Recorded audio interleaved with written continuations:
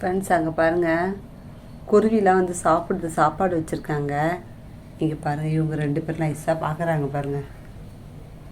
பாருங்கள், அதை பாருங்கள், குருவிலாம் சாப்பிடுது பாருங்கள்.